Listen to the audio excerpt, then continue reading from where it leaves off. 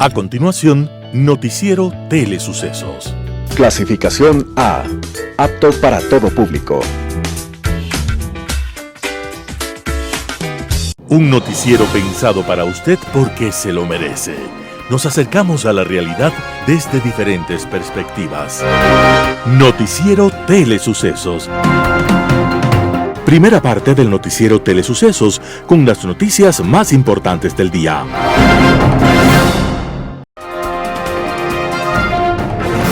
Un día como hoy. Aunque los reyes siempre se han creído representantes de poderes extraterrestres, al parecer han sido, al fin y al cabo, bastante humanos. Un caso concreto era el rey Carlos IV de España, hombre común y corriente que sufría de cálculos renales. Carlos IV entonces se dedicó a ordenar la construcción de capillas en honor a Dios y a todos los santos, buscando su curación. Pero el resultado fue de mal en peor y nunca se alivió de sus dolorosos males. Y ante la ausencia de soluciones científicas, optó por imaginar fórmulas religiosas. Quienes salieron ganando con su enfermedad y con la construcción de iglesias y capillas fueron los carpinteros y albañiles, los decoradores y pintores. Y entre los pintores, Carlos IV tuvo al más grande pintor de su tiempo, a un hombre llamado Francisco José de Goya y Lucientes.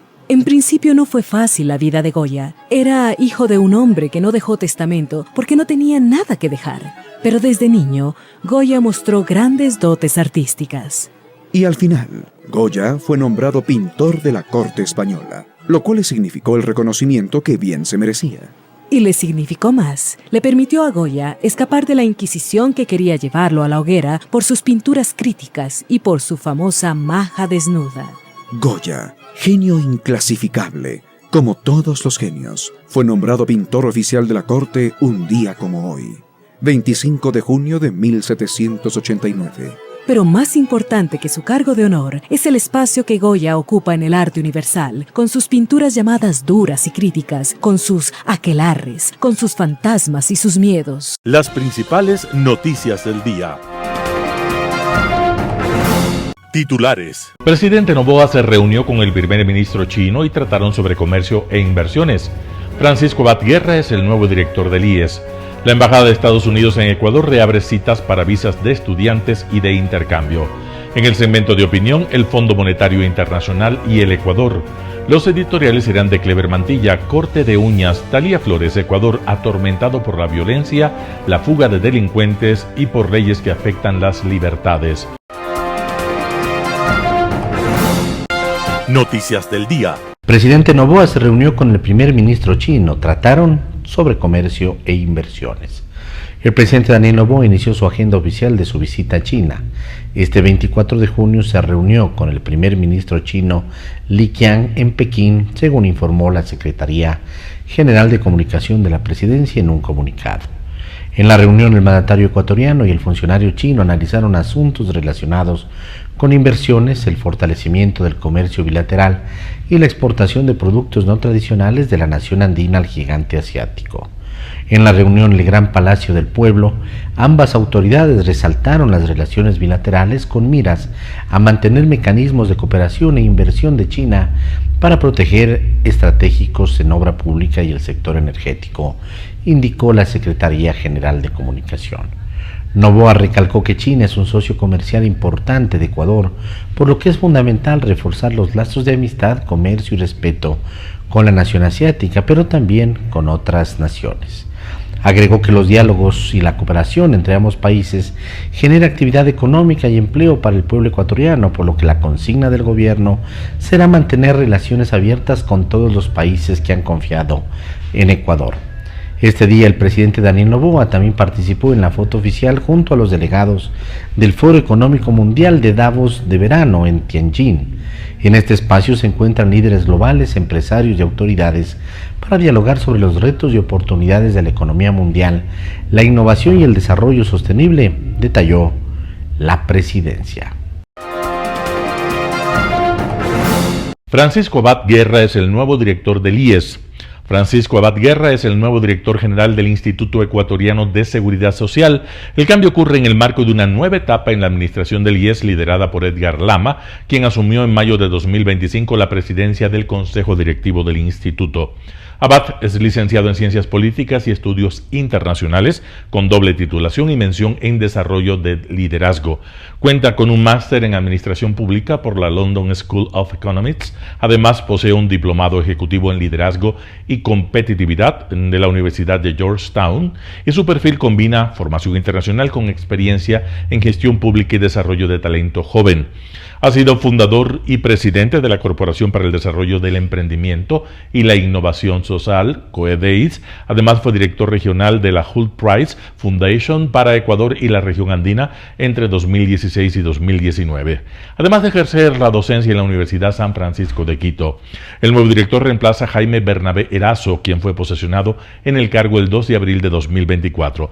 Este cambio de dirección refleja una renovación institucional promovida desde el Consejo Directivo, que busca fortalecer la capacidad operativa del IES y afrontar sus principales retos, y ocurre tras la posesión de Edgar Lama como presidente del directorio del IES en mayo de 2025. Su llegada coincide con una etapa crítica para el instituto y marcada por desafíos financieros, presión por mejorar la cobertura médica y demandas por pagos pendientes a prestadores externos. Embajada de Estados Unidos en Ecuador reabre citas para visas de estudiantes y de intercambio. La Embajada de Estados Unidos en Ecuador anunció que reabre sus citas para visas de estudiantes y visitantes de intercambio.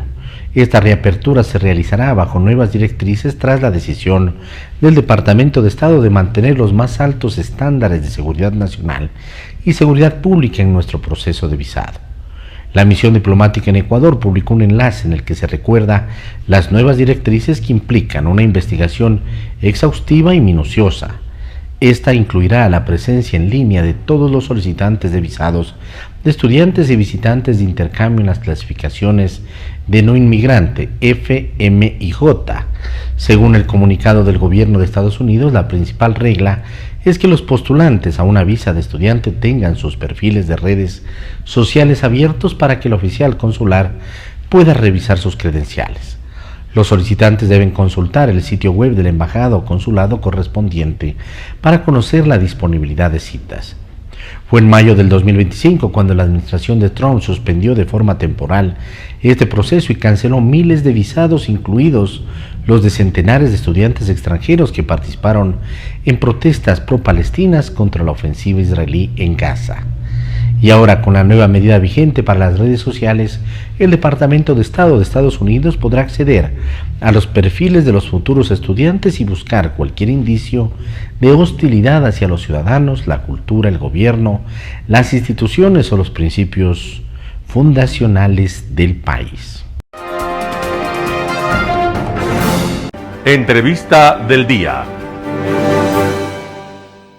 En Radio Sucesos estuvo Edgar Lama, presidente del directorio del IES, para hablar de la situación de esta institución. Escuchemos lo que dice. En primer lugar, se propone un plan integral para limpiar la seguridad social.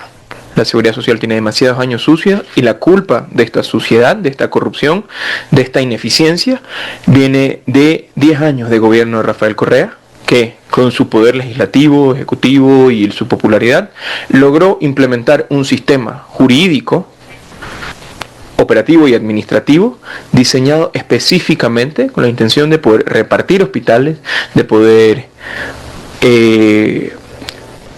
amañar compras públicas, de poder estructurarse alrededor del apoyo de los grupos de delincuencia organizada y de los grupos de corrupción y poder. Esto de aquí no se desarma en un día, pero uno de los puntos centrales de este sistema es la descentralización de los hospitales. Es que cada hospital sea prácticamente independiente, donde el gerente tiene un presupuesto y se le asigna un presupuesto, le dan el dinero y esta persona, el gerente, el director administrativo financiero, etcétera, decide cómo se gasta el dinero. Nuestro propósito es hacer compras masivas para no darles a los hospitales dinero, darles medicina para que curen. Ahora, ¿cómo se va a controlar el inventario? Porque, bueno, echa la ley, echa la trampa, ¿no? En primer lugar, en el caso de que hubiera inventario, que no lo va a haber y ya le voy a comentar, habría más protección. ¿Por qué? Porque para las personas en los grupos de delincuencia siempre es mejor el dinero en efectivo que obviamente tener que robar medicina físicamente. Es más fácil amañar una compra pública que desaparecerse con un camión lleno de medicinas desde la bodega de un hospital. Pero más allá de eso, queremos trasladarle ese riesgo a determinados proveedores que colaboren con la distribución. Entonces no habría grandes bodegas en los hospitales, sino que habría una distribución semanal o bisemanal para que el hospital tenga la menor cantidad de tiempo el inventario de la medicina. Y esto es una gran cosa, porque desde un punto de vista de administración, un inventario cuesta plata. Claro. Mientras menos inventarios, más ahorro. ¿Desde cuándo se empezaría a tener esta modalidad? Estamos trabajando muy duro en establecer el marco legal para poder hacerlo correctamente. Nos estamos apoyando en la nueva ley urgente económica para poder generar nuevas formas más eficientes, más transparentes de compra pública, y creo que los primeros resultados podrían comenzar a verse, los primeros resultados en los próximos 3 meses, de 3 a 6 meses, implementar el sistema, ir corrigiendo y puliendo errores, lanzar lo que se llama un piloto, o sea, no lanzarlo a todos los hospitales del país, sino 1, 2, ver cómo va respondiendo y ir limando cualquier error. Esto no es un tema que se soluciona como chasquear los dedos, es un tema que se soluciona con planificación, con diseño, apoyándonos en modelos que han funcionado, como en El Salvador. Ayer tuve una reunión con un delegado de El Salvador que justamente vino a contarnos su experiencia, tenía un problema muy parecido. Así. Ahora, también usted había hablado de desvincular a personal médico, por ejemplo, que no está atendiendo el tiempo que corresponde a sus pacientes, y también liquidar ciertos bienes. Cuéntanos un poco sobre ese plan. Aquí se trata no solamente de limpiar la seguridad social de la corrupción, entendiéndose la corrupción como las personas que roban el dinero que le pertenece a los afiliados, sino también de la incompetencia y la burocracia. Y con esta burocracia me refiero a esta gente insensible, indolente, que no le importa al prójimo, que no les interesa dar el servicio para el que están contratados, y por lo tanto simplemente están calentando un puesto. Ellos también están robando, aunque no se desaparezcan con el dinero ni amañen compras públicas, están robando el sueldo que reciben porque no se lo merecen. Y aquí hay una frase que me encanta de administración, que es en inglés, pero la traduzco. Lo que no se mide no se puede administrar. Uno tiene que poder medir para poder administrar. Entonces todos los empleados de la seguridad social van a tener una medición, sean médicos, enfermeras, personal administrativo, personal asistencial, todos.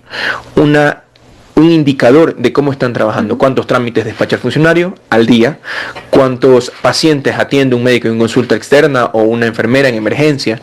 Todo eso tiene que quedar registrado, por eso estamos trabajando para implementar un sistema tecnológico de HIS, que se llama el Sistema de Inteligencia Hospitalaria. ¿Esto igualmente estaría funcionando en cuánto tiempo? ¿Cómo se va a contratar este sistema o se está desarrollando de manera propia? Créanos que estamos corriendo en paralelo con el tema de gestionar los nuevos sistemas de compras públicas, estamos corriendo en paralelo con mejorar y actualizar el sistema de agendamiento de citas, con el sistema de inteligencia hospitalaria, con el sistema de inteligencia de toda la administración pública. También tenemos un proyectito ahí un proyecto de venta de los inmuebles que tiene la seguridad social para poder generar más liquidez, pagar todas estas inversiones, poder pagar deudas con prestadores y mejorar la situación financiera de la seguridad social. Todo esto lo corremos en paralelo, y esto de aquí a entre 3 y 6 meses podemos ver unos resultados tangibles, tal vez no totalmente que cambien la vida de todos los afiliados, pero poco a poco vamos a llegar hasta ahí. Fernando Carrión, sociólogo y docente universitario, habló de las cifras de personas desplazadas en Ecuador por el conflicto armado interno. Vamos con la nota. Sí, a mí también me llamó la atención poderosamente ese dato, esa información, porque, por ejemplo, Colombia tiene 47 millones de habitantes y nosotros 18. Y entonces eso mostraría que la tasa por persona en el Ecuador está a un nivel muy alto. No solo es la cifra absoluta, sino también esta relativa. Ahora, ¿cómo se produce esto? Yo supongo que es básicamente por el tema de violencia y esta diversificación de los hechos delictivos que hemos vivido en estos últimos 4 o 5 años, y donde me parece que el elemento más importante debe ser las vacunas, las extorsiones. ¿Por qué? Porque eso varía desde los sectores más bajos ingresos que les cobran $10 al mes hasta los más altos, que puede ser una cosa pues ya incluso inmanejable. Y entonces eso ha hecho que en algunos lugares, en algunos barrios, las tiendas, la vulcanizadora, etcétera, tenga que cerrarse porque no tienen la capacidad económica para pagar. Y no solo eso, sino que el cerrar significa tener que irse.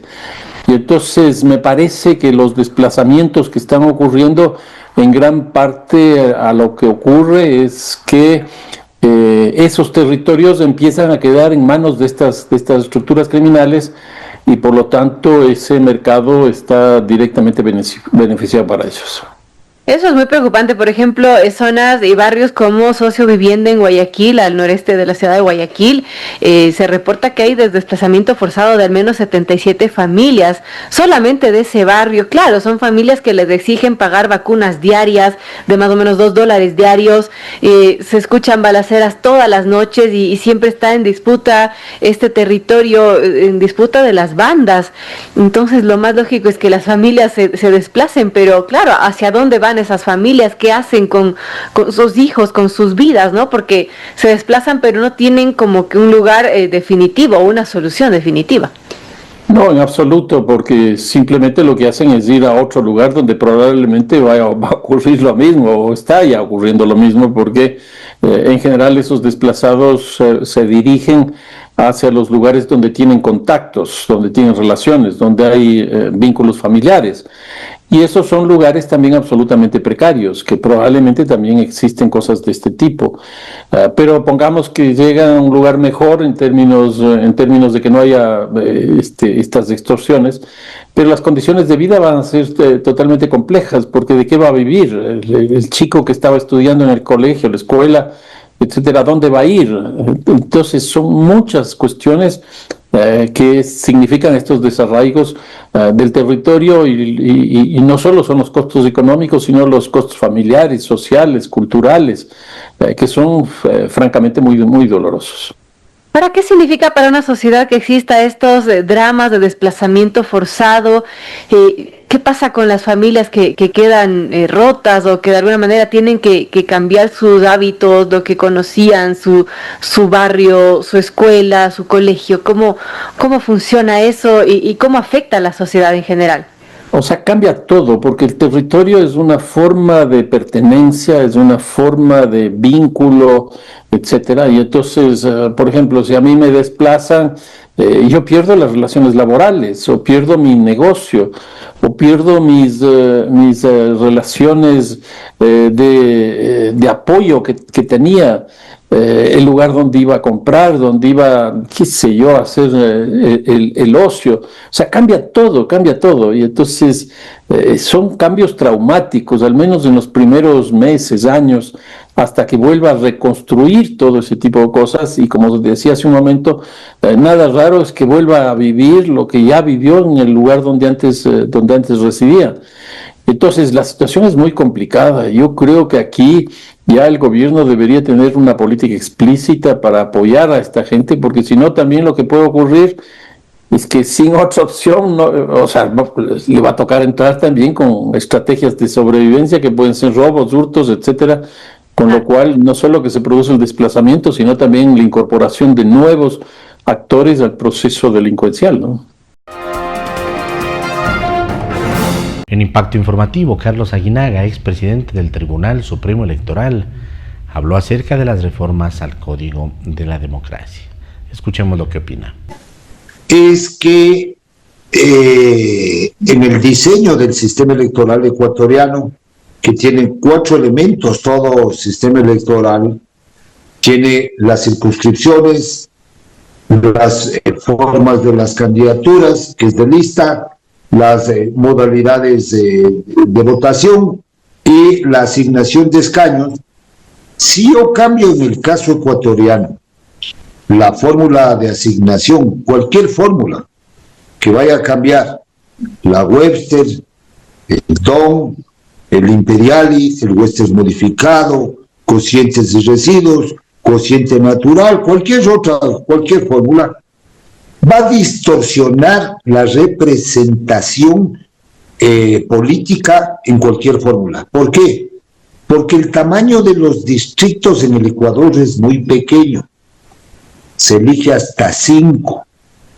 Y es por eso que dividieron Guayas y Pichincha y Manabí, les cercenaron en 4 distritos y les redujeron el tamaño de los distritos.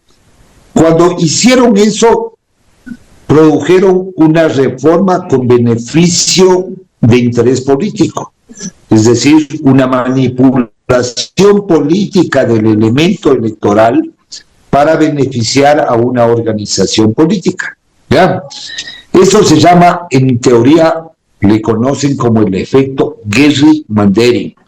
Es decir, yo bajo el tamaño del distrito para tratar de llevarme todas las representaciones. Ahí no importa el método. El método, evidentemente, en el DOM van a tener una sobre representación. El Western era un método mucho más equilibrado, ¿sí?, que operaba mejor en estas circunscripciones pequeñas. De tal suerte que cambiar el método, lo que hicieron es un juego de cálculo político, cálculo matemático político. Es decir, ¿cuántos escaños hubiera sacado yo ahora con este método? En el caso de ADN hubiera subido 5 o 6 escaños, y en el caso de la Revolución Ciudadana hubiera perdido unos 7 u 8 espacios.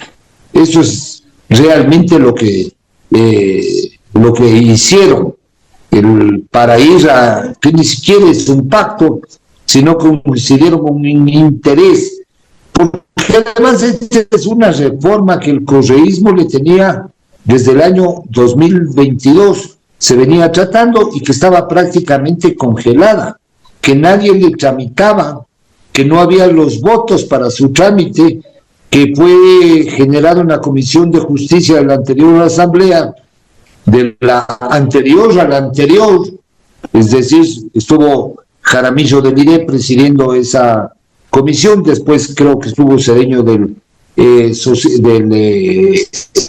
la Revolución Ciudadana. A mí me invitaron a una de las reuniones, y yo cuando fui, solo escuchar la grabación de mi intervención, les dije que este proyecto no valía. Porque si yo cambio solo este elemento DOM y no cambio las circunscripciones, no sirve de nada. Claro, el proyecto nació está tramitándose desde el 21, en el 22 ya hubieron las comparecencias, el 23 y 24 estuvo, yo diría, dormido, y ahora les revivieron, pero ahí hay unos temas que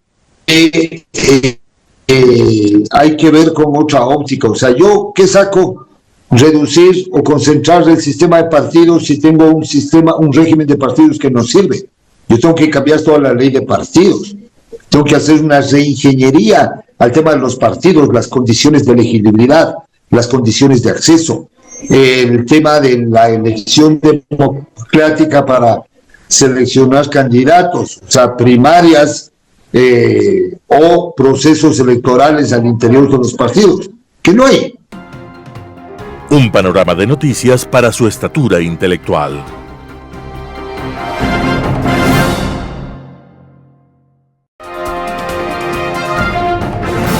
Opinión. Estimados amigos y amigas, gracias por estar con nosotros en este programa de Telesucesos.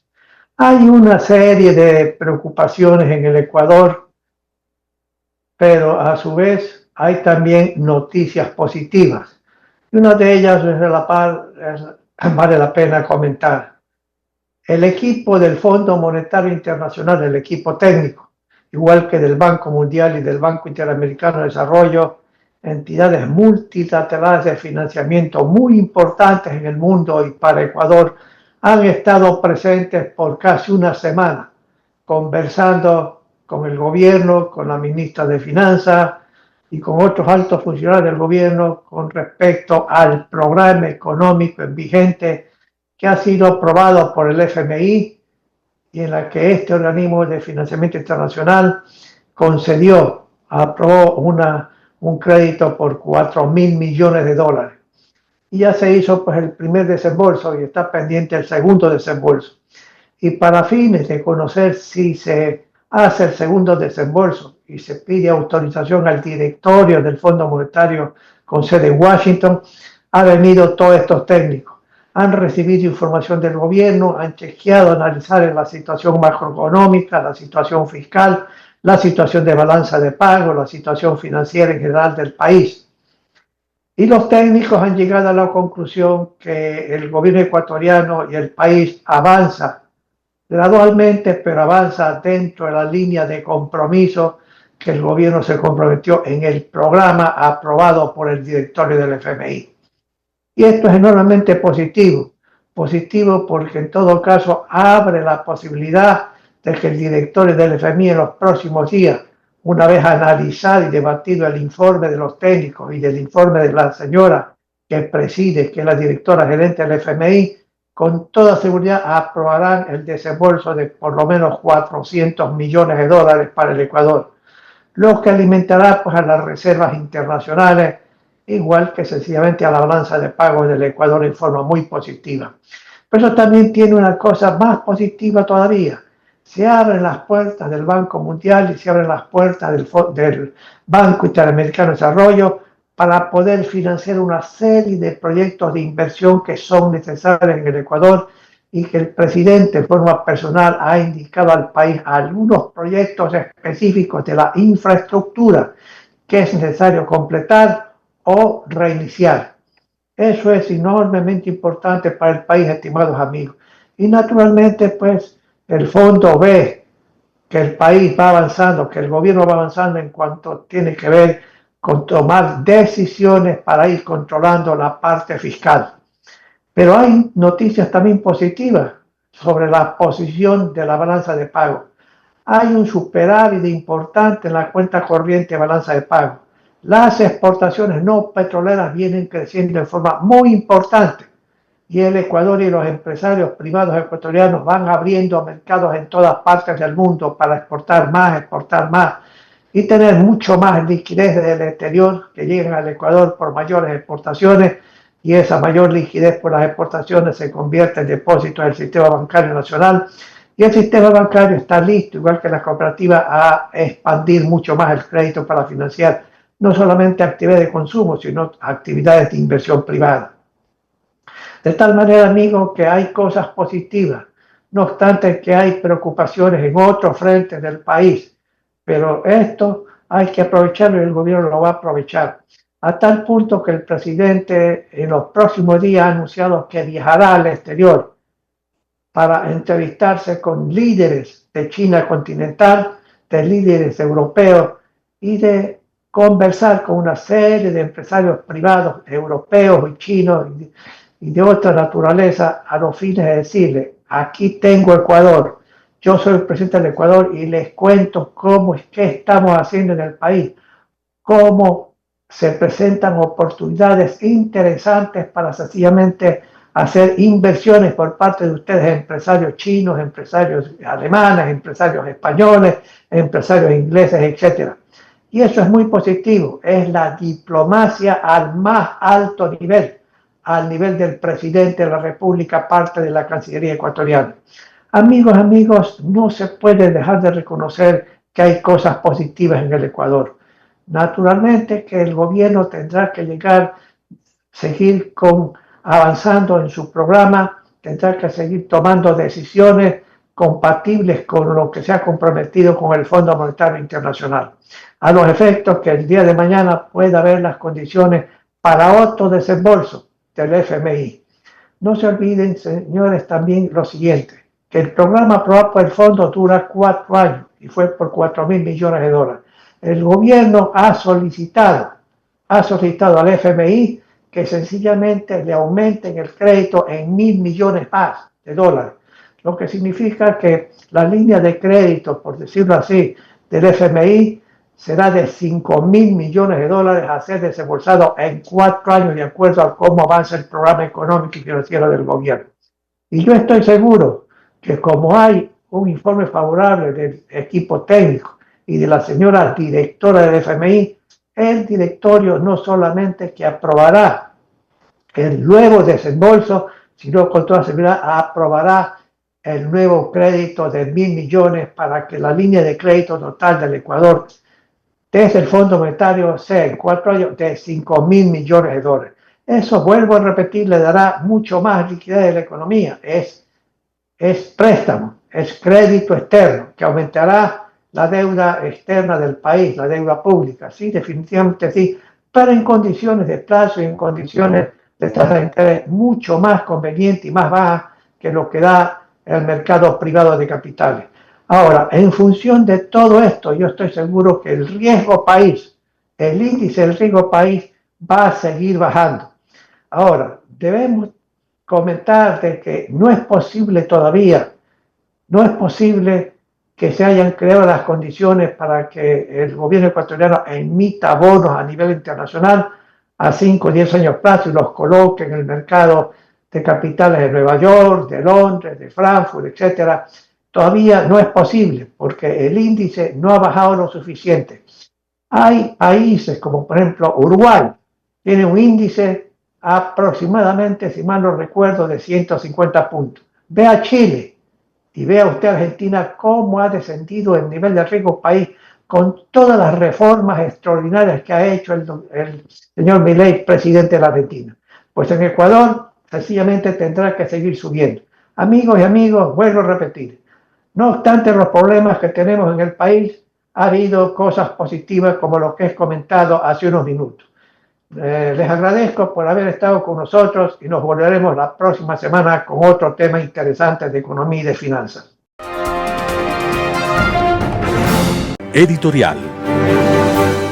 Corte de uñas, artículo de Clever Mantilla publicado en Diario La Hora. La depuración de un país es una fuerza integral y entrelaza todas sus instituciones públicas y privadas. La corrupción estructural no se puede resolver con buenas intenciones o con una simple interpretación subjetiva, hasta egoísta, de cada proceso noticioso que guía las emociones de las mayorías.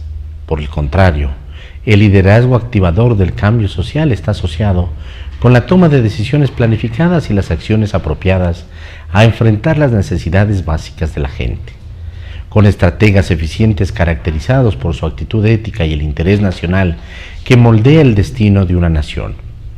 Una portavoz del gobierno de Daniel Noboa aseguró que no se repetirán los cortes de luz, pero no describió los gastos ocasionados por un contrato suspendido con la firma estadounidense Progen, proveedora de energía eléctrica.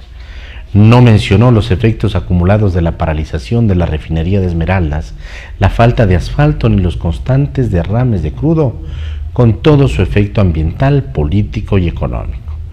Temas de interés público. Menos aún la situación de los constantes pinchazos en la ruta del oleoducto, sus cifras. Más destructivo que una contaminación de ríos y suelos, cabe considerar el impacto a la producción agraria y el daño ambiental sistemático que va atacando la salud y la calidad de vida de los ecuatorianos. Se requieren respuestas científicas antes que un discurso lírico. Los ciudadanos estamos agotados de malas noticias. La locura de Jorge Glass y su enciclopedia de crímenes, por ejemplo. ¿Qué esperamos que pase si lleva años coleccionando juicios y nadie ha cortado las uñas de la corrupción? ¿Cuánto devolvió Glass? ¿Qué participación tuvo Rafael Correa en cada uno de sus desfalcos y los crímenes que lo acusan? ¿Qué esperamos que pase si hasta ahora el correísmo reclama autoridad ciudadana por decir la disputa e inventario por el manejo del Estadio Olímpico Atahualpa? ¿Cuánto hemos esperado para fiscalizar jueces, abogados y fiscales que volvieron una forma de vida a su actividad ilícita, el dejar libres delincuentes peligrosos a cambio de coimas? No es una rueda de prensa cuando los funcionarios públicos no permiten preguntas ni hay reflexión. No es efectiva la conducción de redes sociales ni la telefonía móvil de servicio cuando se repite el lenguaje digital banal, los mensajes espurios y la desinformación.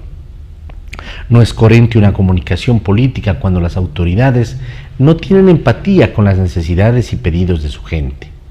No es duradera la gobernabilidad ni la permanencia en la historia cuando el miedo o el odio se imponen como herramienta sin el corte de uñas a la corrupción. Artículo de Clever Mantilla publicado en diario La Hora. Ecuador, atormentado por la violencia, la fuga de delincuentes y por leyes que afectan las libertades. Talía Flores, Primicias.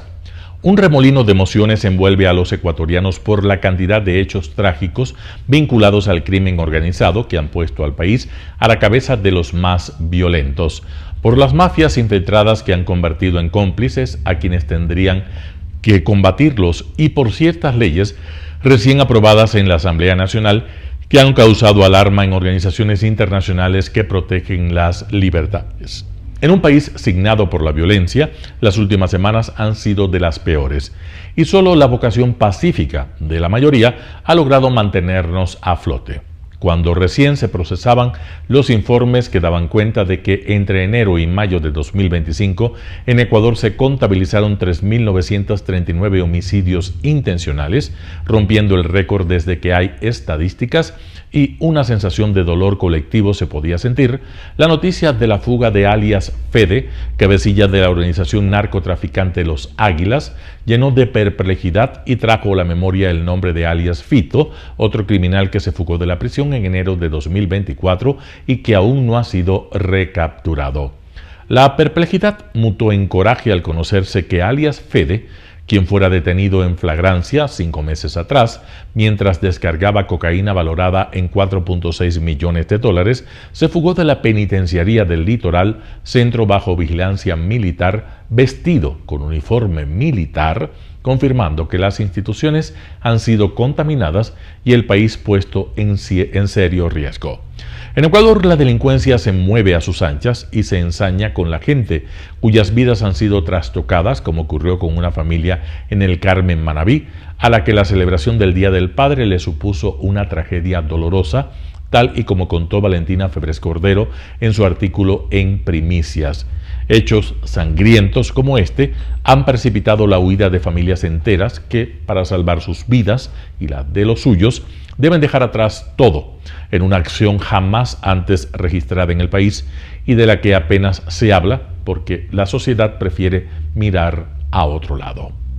Un reciente informe de Naciones Unidas da cuenta de un desplazamiento interno de más de 101.000 personas en los últimos 2 años como producto de los altos índices de violencia en Ecuador.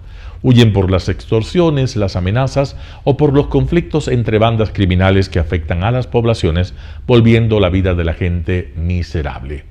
Los niños son las mayores víctimas porque deben abandonar sus escuelas, dejar atrás sus amistades y su propio entorno, por lo que su condición de vida, ya empobrecida, se degrada de manera inconcebible. Solo una acción contundente y la aplicación de políticas sociales claras y viables de las autoridades con el acompañamiento de organismos como la ACNUR, que tiene experiencia y conocimiento, pueden ayudar a mitigar el impacto en la vida de los niños ecuatorianos, víctimas inocentes de la violencia criminal. Por todo esto, la sensación de desamparo aumenta, lo que ha llevado a que los comerciantes reduzcan sus horas de atención cuando no cierran sus negocios y miles a encerrarse en sus casas desde la media tarde para protegerse de la delincuencia, perdiendo su libertad y afectando su salud emocional. Ante semejante escenario es justo que 19 militares, 2 funcionarios del SNAI y un privado de la libertad respondan ante la justicia por la fuga de alias Fede y que tengan ya prisión preventiva. También es bueno que el gobierno ofrezca $1 millón como recompensa por información para recapturar al cabecilla de los Águilas, considerado objetivo de alto valor, pero mejor hubiese sido que ese billón lo invirtieran en inteligencia y contrainteligencia en la penitenciaría, con lo cual se habría podido evitar la fuga. Una de las justificaciones para expedir la Ley Orgánica de Inteligencia, que el presidente Noboa publicó en el registro oficial al día siguiente de aprobada, fue combatir la delincuencia y el crimen organizado, y eso suena plausible, pero la Sociedad Interamericana de Prensa alerta que podría convertirse en un instrumento de control de las actividades periodísticas y de las libertades de expresión y prensa. El presidente de la Sociedad Interamericana de Prensa, el salvadoreño José Roberto Dutriz, considera que uno de los aspectos más inquietantes de la ley es la amenaza que representa para la privacidad de las comunicaciones y la protección de las fuentes periodísticas, y advierte de que el posible uso de mecanismos de vigilancia y recopilación de datos podrían propiciar la autocensura e intimidar tanto a periodistas como a medios. En la misma línea, la directora de la División de las Américas de Human Rights Watch, Juanita Gubertus, escribió en su cuenta de X que las leyes de solidaridad y de inteligencia amenazan los derechos en Ecuador. Y afirmó que la seguridad no se logra dando poderes ilimitados a los organismos de seguridad e inteligencia y reduciendo controles, sino fortaleciendo la justicia y el Estado de Derecho. 17 meses después de declarado conflicto armado interno, el país sigue atormentado por la violencia, la fuga de temibles delincuentes y por leyes que afectarían las libertades. Pero Ecuador es un país resiliente. Por eso la mayoría sigue apostando por la paz. Talía Flores, Primicias. Noticias internacionales. El movimiento MAGA presiona al Parlamento Europeo. No tiene precedentes. Organizaciones conservadoras estadounidenses cercanas al movimiento MAGA han ejercido presión sobre los eurodiputados. Así se desprende de un nuevo informe del Grupo Anticorrupción Transparencia Internacional Unión Europea. Los eurodiputados, en su mayoría no alineados o miembros del grupo de extrema derecha Europa de las Naciones Soberanas, se habrían reunido con organizaciones conservadoras como Republicans for National Renewal y Heritage Foundation.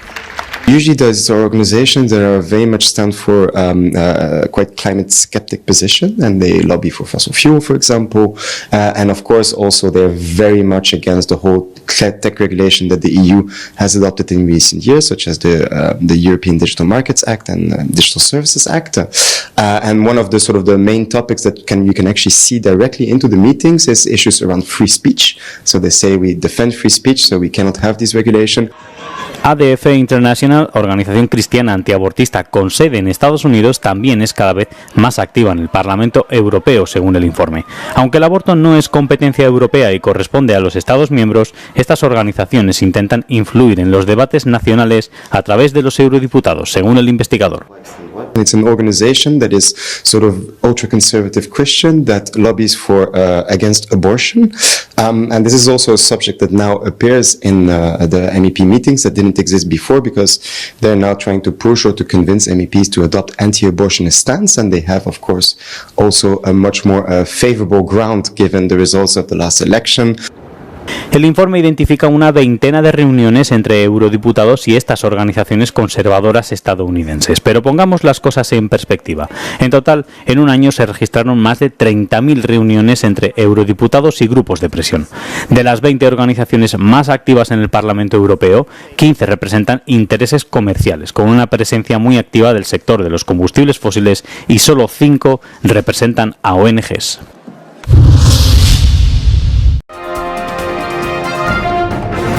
¿Qué países de Europa regulan más el alcohol, el tabaco y la comida basura? ¿Cuáles son los estados que más regulan el tabaco, el alcohol y la comida basura? El índice del Estado niñera de 2025 sitúa a Turquía como el país más intervencionista de los 29 encuestados y el único que prohíbe rotundamente los cigarrillos electrónicos. El Reino Unido es el más duro con el tabaco, con un impuesto de 411 euros por kilogramo. Inglaterra ya prohibió las máquinas expendedoras de cigarrillos en 2011, mientras que, en menos de 2 años, el Reino Unido prohibirá comprar tabaco a todos los nacidos en 2009 y en adelante. Lituania tiene la puntuación más alta entre los países de la UE. Es el único Estado miembro donde hay que tener 20 años para comprar alcohol. Al igual que Letonia, también ha restringido las bebidas energéticas, prohibiendo su venta a menores de 18 años desde 2015. En cuanto a alimentos y bebidas, Hungría encabeza la lista. Es el país que más grava los alimentos y los refrescos con productos como la pasta precocinada, los dulces, las bebidas azucaradas, los aperitivos salados y los condimentos, además de un tipo normal del IVA del 27%.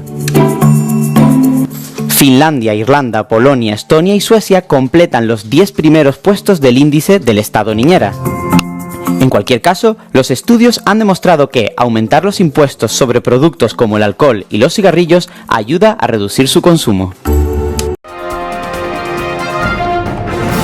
La Unión Europea amenaza con suspender parte del acuerdo con Israel si no mejora la situación en Gaza.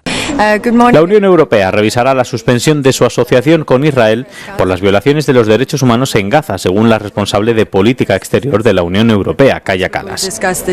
Kallas declaró a la prensa que la Unión Europea podría debatir nuevas medidas en julio si Israel no mejora la situación en el enclave. The review is very clear, and we have to improve the situation that Israel has been breaching the Article 2.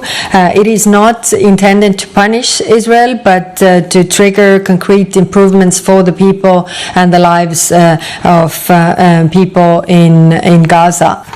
Hace solo unos días, Kallas presentó a los ministros de Asuntos Exteriores de los 27 Estados miembros del bloque una revisión de 8 páginas del acuerdo de asociación de la Unión Europea con Israel. La revisión detallaba que existen indicios de que Israel incumple una cláusula del acuerdo relativa a la obligación en materia de derechos humanos. Entre las violaciones figuran el bloqueo de la ayuda humanitaria, los ataques militares contra hospitales y el desplazamiento forzoso de palestinos. La revisión se produce en un momento de intensificación de las tensiones regionales cuando Israel amplió su guerra a un nuevo frente con Irán. Israel criticó la revisión en una carta del Ministerio de Asuntos Exteriores vista por Euronews, añadiendo que no debe tomarse en serio ni utilizarse como base para futuras acciones. Si la situación no mejora, Kallas es libre de explorar opciones, incluida la suspensión del acuerdo. Sin embargo, una suspensión total parece poco probable, ya que requeriría la aprobación unánime de todos los países de la Unión Europea.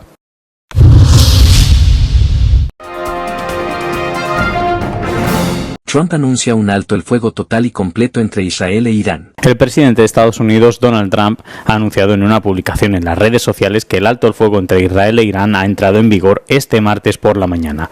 Trump había dicho anteriormente por la noche que el alto el fuego había sido plenamente acordado y que iba a comenzar unas horas más tarde. En las horas posteriores al anuncio inicial de Trump, Israel e Irán siguieron lanzando ataques aéreos el uno contra el otro, en los que murieron al menos 4 personas en Israel y 9 en Irán, según las autoridades de ambos países.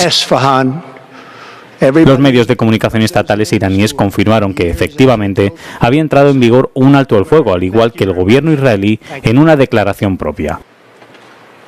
Según los informes, ambas partes detuvieron sus operaciones militares el martes por la mañana, poniendo fin a lo que Trump ha denominado la Guerra de los 12 días. Dijo que el alto el fuego había sido negociado conjuntamente con Qatar y que el emir Tamim bin Hamad Al Thani había desempeñado un papel crucial en la consecución de la tregua. El anuncio se produjo antes de la partida del presidente estadounidense hacia La Haya para asistir a la cumbre de la OTAN. El domingo, la administración Trump había insistido en que Irán abandonara su programa de enriquecimiento de uranio como condición para cualquier paz duradera. Aunque los bombardeos de las instalaciones de Fordow, Natanz y Isfahan fueron una poderosa demostración de fuerza, sigue sin saberse con certeza cuánto material nuclear sigue poseyendo Irán.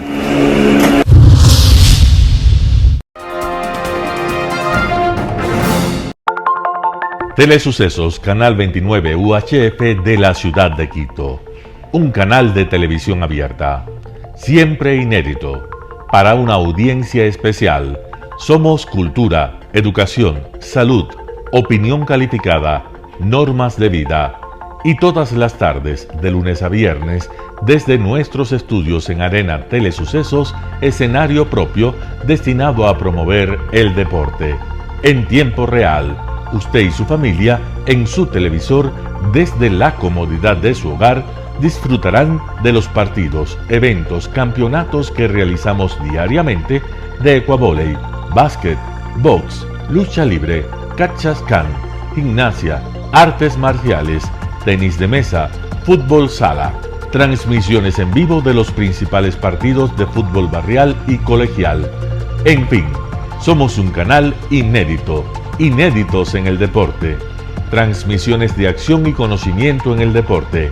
Espacio diario conducido por el arquitecto David López todas las tardes, de lunes a viernes, de 4 a 5 de la tarde. Siempre inéditos y distintos, siempre jóvenes. Personajes jóvenes de generaciones nuevas.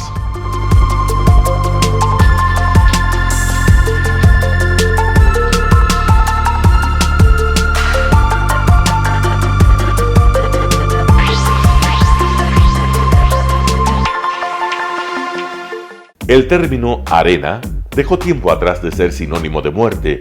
Hoy es un espacio de vida, de desarrollo de una de las actividades básicas del comportamiento humano, el deporte, que quizá, como ninguna, moviliza sentimientos y emociones, elimina como principio la violencia, intereses personales, trampas, desunión e intrigas. El deporte, con sus valores, solo deberá entregar mensajes de bien para mejorar las actuales estructuras sociales y políticas en deterioro en las que vive nuestro país. Hoy entregamos a nuestra audiencia de la ciudad de Quito deportes y en especial a la parroquia de Calderón, uno de los sectores populares de mayor desarrollo de la ciudad, con una población estimada en 1 millón de habitantes que están en contacto diario con el canal 29 UHF, presente con sus instalaciones deportivas en Llano Grande, su centro de gravedad. Telesucesos, desde nuestro estudio principal y en el de Arena Telesucesos, es el único medio de televisión que transmite de lunes a viernes 4 horas diarias de diversos eventos y novedades deportivas: el ecuavóley, básquet, tenis de mesa, halterofilia, taekwondo, esgrima, box, cachascán, gimnasia olímpica. Pueden ser observados en Canal 29 UHF y en todas las redes sociales en su televisión, sin ningún costo, desde la comodidad de su hogar, en nuestro canal y en las redes sociales. Arena Telesucesos es el escenario en donde el deporte tiene vida. Nuestros invitados y jugadores están en la cancha junto a usted y como nunca antes en la pantalla de su televisor, acercándole a un espectáculo inolvidable de luz, color y fiesta.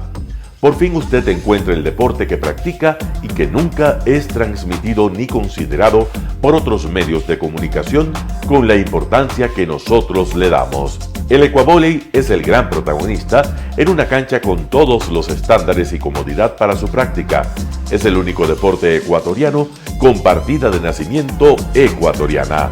Somos inéditos, nos acercamos al deporte popular de nuestra gente que comparte nuestros esfuerzos. En Arena Telesucesos, aparte del atractivo de los eventos deportivos que transmitimos con nuestra señal a los televisores de su hogar, también entregamos muchos de los valores que encierra el deporte y en especial privilegiamos nuestra identidad nacional en el ecuavóley, jerarquizando su presencia como el deporte con partida de nacimiento en nuestro país. Telesucesos no solo entrega en su programación de deportes un espectáculo, sino que impulsa, privilegia y exige a quienes participan que sean parte de los valores y méritos que el deporte encierra: esfuerzo, superación, perseverancia, respeto, solidaridad, compañerismo, disciplina, puntualidad, sana competencia, honradez en la cancha y fuera de ella. La práctica deportiva siempre generará beneficios positivos para su cuerpo y entregará salud estable, pero refuerza además la identidad personal y premia siempre el éxito conseguido. Estamos entregando a nuestra ciudad con Arena Telesucesos un esfuerzo más de un medio que es fiel a su identidad y que a través de sus contenidos de salud, cultura, opinión calificada y ahora deportes, pretende difundir lo que, aparte del entretenimiento, requiere nuestra gente. Lo hasta ahora realizado está hecho con mucho esfuerzo, pasión y el entusiasmo de nuestra parte, de nuestros empleados, trabajadores y pequeños empresarios que creen en nuestras motivaciones.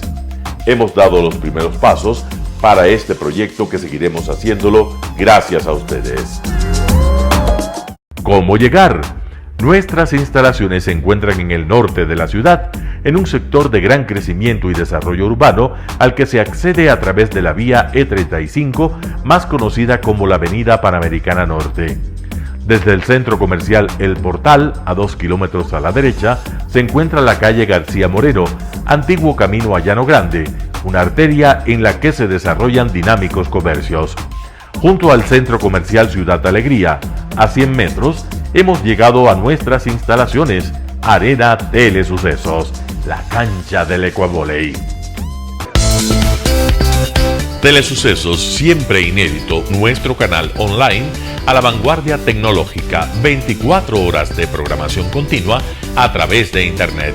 Telesucesos Internacional. En el Ecuador y en el mundo, Telesucesos Internacional. ¿Cómo lo sintoniza? Ingresando a www.telesucesos.net. Telesucesos Internacional. Telesucesos, el canal de televisión siempre inédito. El noticiero Telesucesos es retransmitido de lunes a viernes a las 7 horas por Radio Planeta Sur 106.1 FM de la ciudad de Loja. Noticiero Telesucesos.